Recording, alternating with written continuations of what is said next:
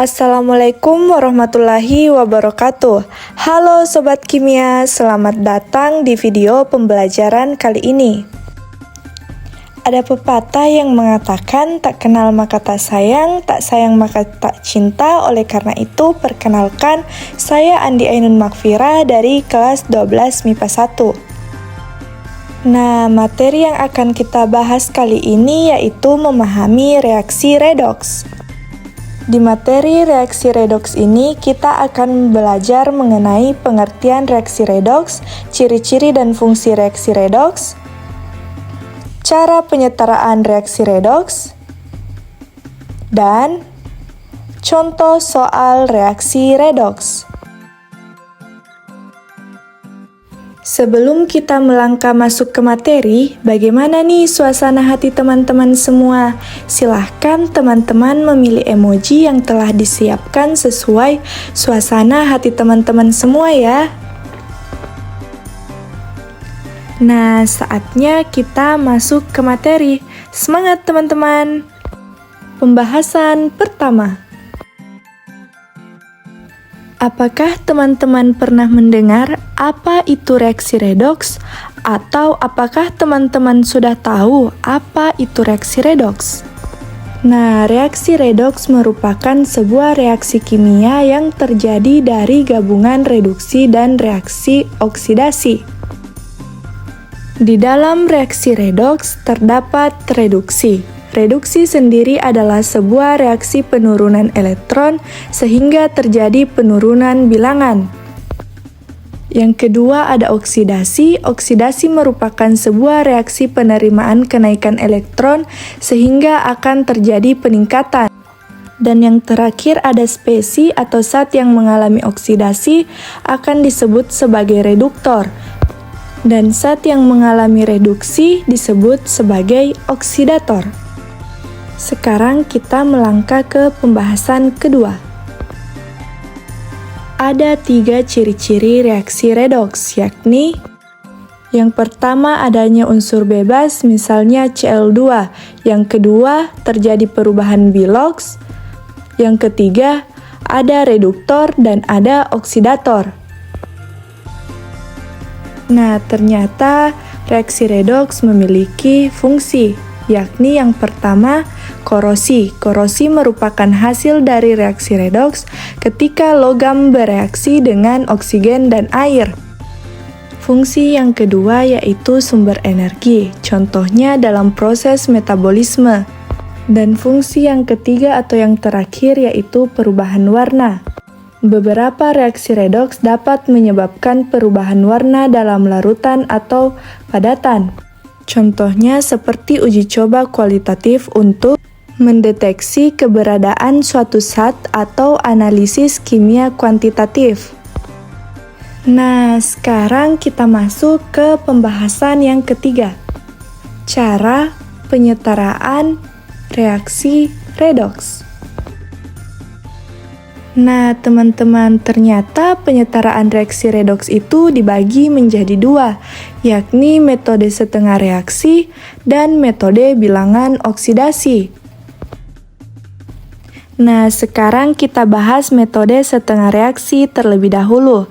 Di metode setengah reaksi ini ada 6 tahap, silahkan teman-teman perhatikan.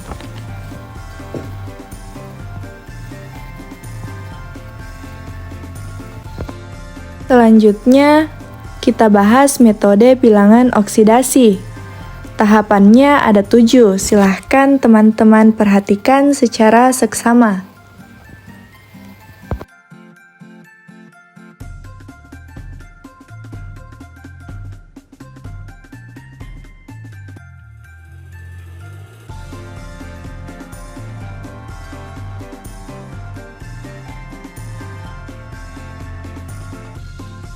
Setelah teman-teman melihat langkah-langkah dari kedua metode tersebut, berikut perbedaan antara metode setengah reaksi dan metode bilangan oksidasi.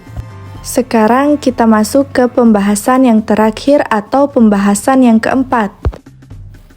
Pembahasan contoh soal metode bilangan oksidasi. Assalamualaikum warahmatullahi wabarakatuh. jadi di video kali ini saya akan menjelaskan contoh soal mengenai penyetaraan reaksi redox. Nah, sesuai kesepakatan minggu lalu, saya itu mendapatkan angka 2, di mana angka 2 itu kita disuruh menjelaskan menggunakan metode bilangan oksidasi. Nah, soal yang saya akan jelaskan yaitu MnO4- ditambah S2- menghasilkan Mn2+ ditambah S dalam suasana asam. Nah, langkah pertama yang kita lakukan itu mengetahui yang mana yang mengalami reduksi dan yang mana yang mengalami oksidasi. Dengan cara terlebih dahulu kita menentukan biloxnya.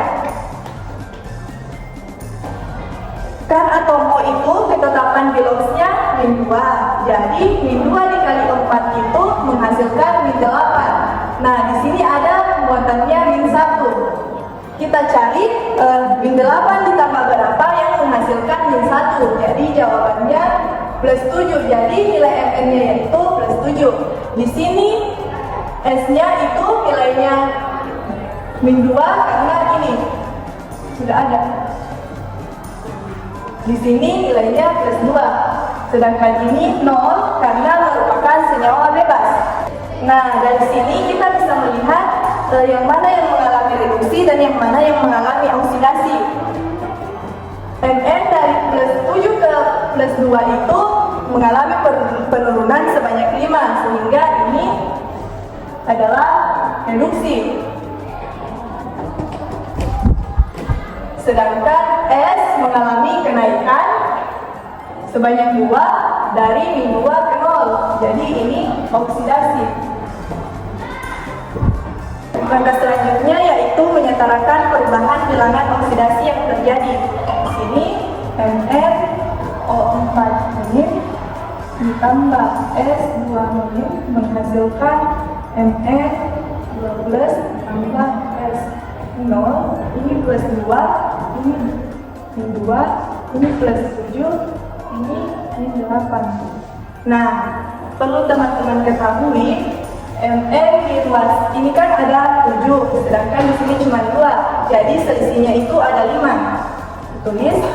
Sedangkan S di ruas ini, S di sini min 2, di sini 0, jadi selisihnya ada 2. Jadi tinggal kita kali silang. Di sini dikali 2, di sini dikali 5, agar elektronnya sama-sama 10. Nah, setelah itu semua unsur Mn itu dikali 2, sedangkan unsur S dikali 5. Hasilnya 2 Mn O4-